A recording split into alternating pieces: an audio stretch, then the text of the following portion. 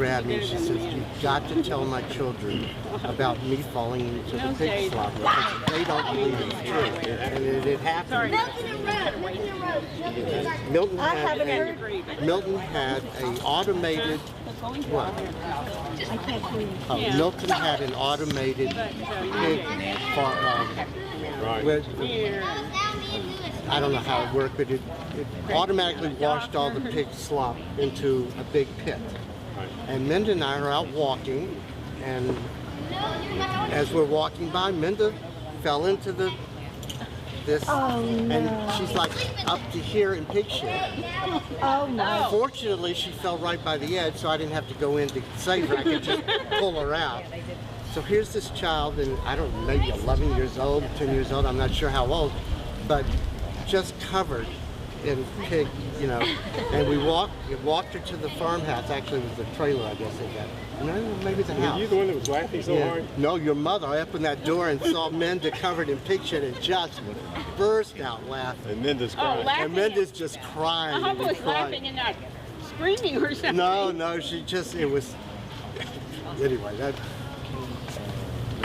So you had to hose her off, huh? I had to hose her off, but yeah, her kids just never would believe that story until I verified it. I mean, it's just a miracle she didn't drown. Yep, well, no, it was a miracle she fell by the edge, so the miracle was I didn't have to go in to get her. That was the miracle. But you would have if you had to, huh? Yeah, I would have if I'd had to, but thank God I didn't have to. That's a great story. So you used to all help in the farm, huh? Everybody came to Talk about the farm, until the day my high school ring went into that trailer. Remember that? Oh, yeah. Oh, my God. Trailer cotton. Milton, God bless him, had a little temper. Not much, but just a little temper. And here my high school ring fell into this whole big trailer that was filled with picked cotton, getting ready to go to the mill. To the gin. The gin. And with that ring in there, it couldn't go to the gin. And this is a huge amount of cotton. And we spent, I don't know, about a half hour looking for my ring. Good job, buddy. And Milton just was as calm and cool and collected as I know he wanted to kill me. He just had to want to kill me. But as I was getting up from a very seated position in all this cotton, the sun caught the ring, and I found it, just like when we were all had given up.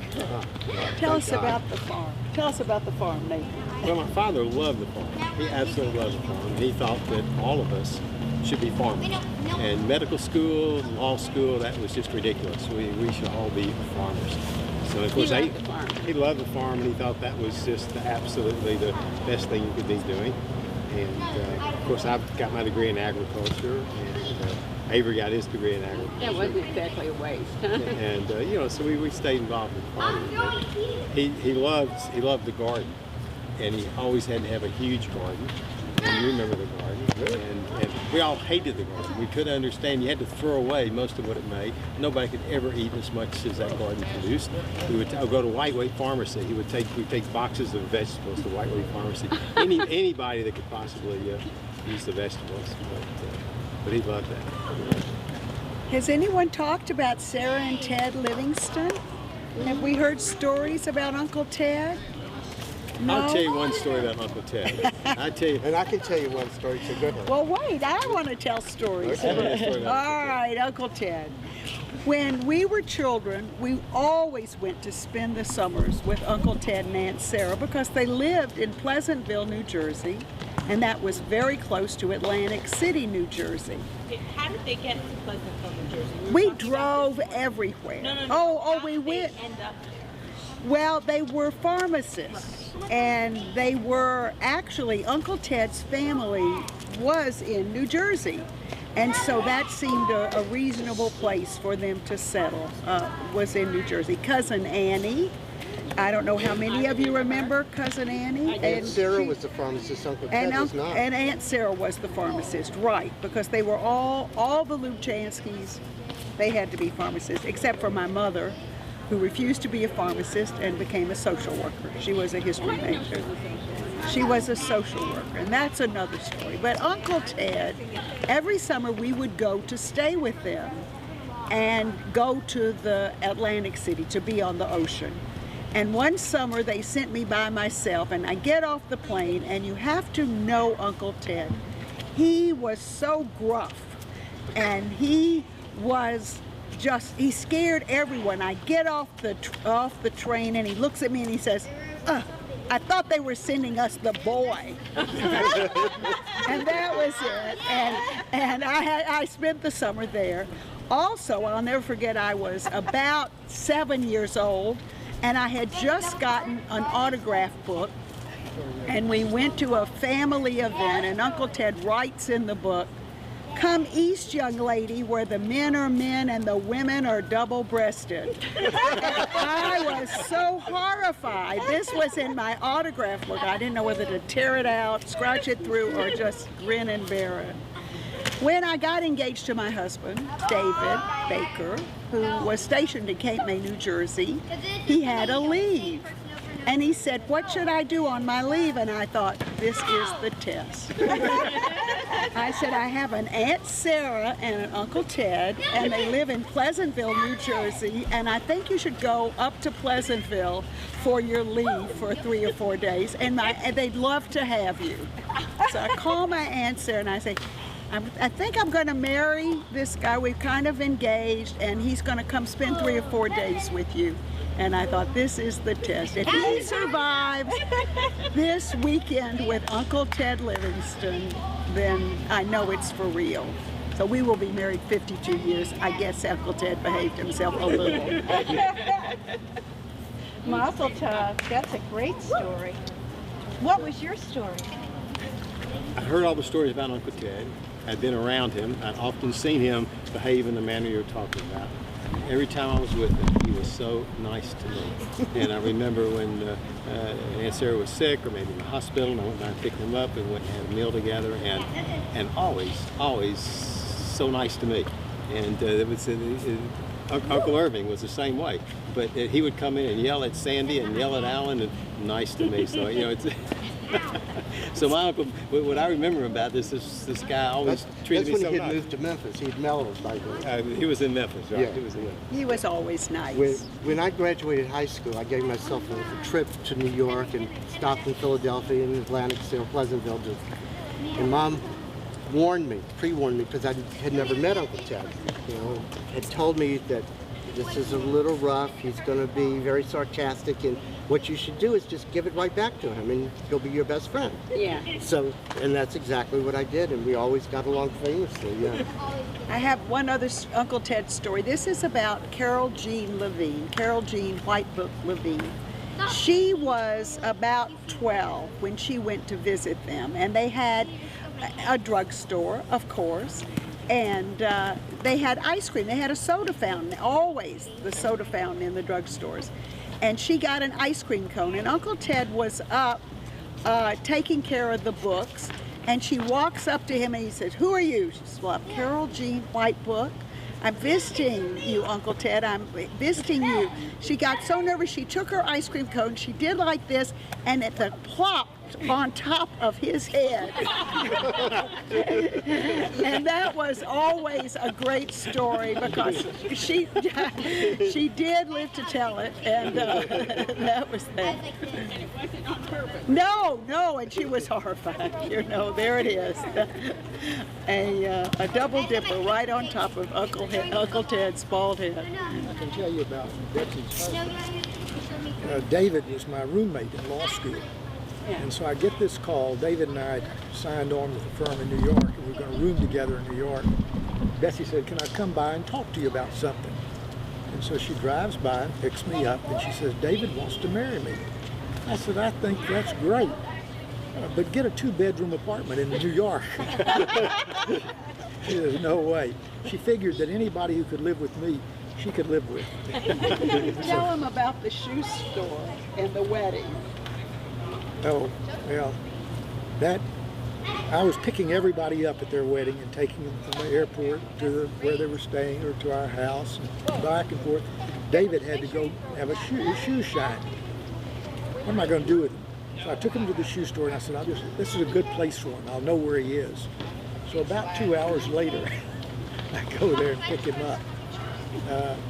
It's fun. He thought that Jerry forgot him, and he's sitting there, and the shoeman says, "Oh, you in for the Cohen wedding?" David said, "Yeah." No. And that, of course, was before cell phones and hard to reach, and he just had to sit and wait. Well, I went by your store. I went by the store within the last month. Oh, And I had to drive by, and of course everything was closed up, and it was the the downtown way center. of small town Main Street. I have to just say that what I remember, I'm fine. What I remember is when my Nanny Pearl and Daddy Ben moved to Memphis, and everybody in Memphis took care of them. And when we had to take Daddy Ben's keys away from him, it was really tough. And he would call Nathan and Steve. He would call Avery, whomever he could. And they always felt so badly, but so blessed that they were so well taken care of. So thank you. But you know how he got us to come over, don't you? No. He always kept Old Taylor 100 proof.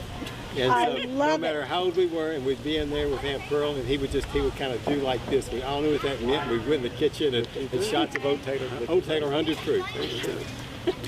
One quick story about Sandy and Alan. When I was a teenager, come on, Sandy, I'm going to give you my seat. Why don't you sit? Stevie, take over. I'm gone. Okay, we'll do some switching around. Come sit down. We're doing stories. No, I want you to. When I was a teenager, my favorite place to go was Memphis because I could date there.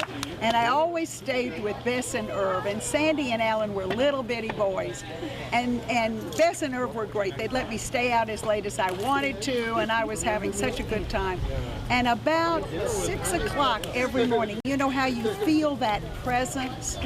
I would open one eye, and there would be these two little boys at the edge of the bed staring at me, and it was Sandy and Alan looking at me when I was a teenager. Come on, Sandy, take my seat for some stories. Come on. You've got to talk about Alan and Dad and everything. Yeah, I think it's a good idea.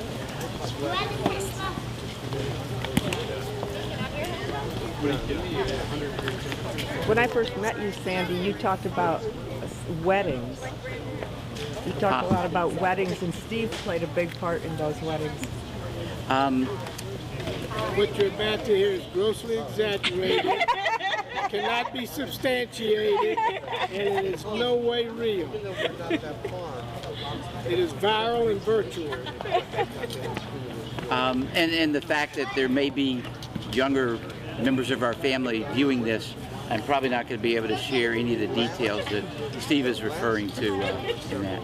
But let me, I think I want to share an Alan story, or some Alan stories, because they're so unique. I had the task of working with Alan's estate, and ended up going into court and spending time in court. And so I had lots of attorneys telling me stories. But I think that because we're at a family reunion, I'll just share an Avery story. Avery made the mistake of coming back to some small town in Mississippi, getting picked up, and not sure how this happened, but they took him to a place of incarceration. He had one phone call, and so he said, I kind of call my cousin Alan, the attorney. So he calls my brother, and my brother said, where are you? And Avery told him, and he said, okay, stay put. Well, that was not an issue. So Avery's incarcerated, and he waits, and finally, I don't know how long he was there, but time passes, and there was a court scheduled. They take him to court, and Avery still hadn't heard the first thing about his defense attorney, my brother, and he also had some experience knowing that sometimes Alan's reliability could come into question occasionally. Avery is in court, and they call his case, and he goes before this judge, and he had heard this judge was just notorious for being very, very hard, and this wasn't Avery's first time of having this type of offense, and that was surfaced early on, and this judge starts to just brutally verbally tear Avery apart, and the people in the court are going, "Oh my gosh," and Avery just going, "I'm going to be in jail for the rest of my life." The judge throws the book at him and just starts screaming at the bailiff, "Lock this son of a gun up, and if they come into my town and do this, I'm going to show them what happened." They put him in cuffs. They start and Avery, and still no Alan anywhere, and Avery's he's going, I don't know what I've gotten myself into. He's got his hands behind his back. This deputy is leading him back through the court back to Avery's figuring either taking me to whatever prison for the rest of my life. He walks him through. It takes a long time. He says, "Put your arms out." He takes his key and unlocks the cuffs. And the judge in the court, the judge had leaned over and talked to this guy. He turns to Avery and he says, "If you set your foot in my town again, you don't know what's going to happen, but your car is out there. Here's your keys." The judge says, "Get the hell out of here and don't come back." Avery leaves. He's going, what is going on? Well, he finds out later that my brother had made a call to this judge. He never went to court to defend him, but somehow, we don't know what the conversation, we did find out later that this judge joined my brother. My brother had a duck blind down in some county, and this judge would come out and drink bourbon in my brother's duck blind. Whatever happened, Avery said, I thought Alan had abandoned me forever, and darned if he didn't actually somehow pull some strings and get my tail out of that place, and I have never been back. So that's an Avery story, and actually that one I can share. The stuff about Steve is just not something that can be talked about on camera. Yeah. Steve, but you probably have some tales. Any Alan tales, or? I can only tell you that wherever you would surface, somebody knew Alan. Somebody heard of Alan. Alan had connections anywhere and everywhere. It made absolutely no difference. People come in the store constantly and talk about, "Oh, are you related to Alan?" And they always say, "He was crazy, he was wild, but he was good."